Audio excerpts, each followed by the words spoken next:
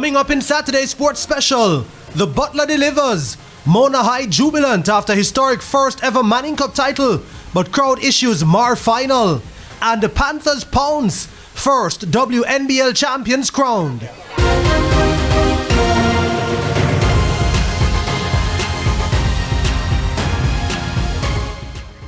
Good evening, I'm Spencer Darlington. We'll be back with the details on those and much more after the break.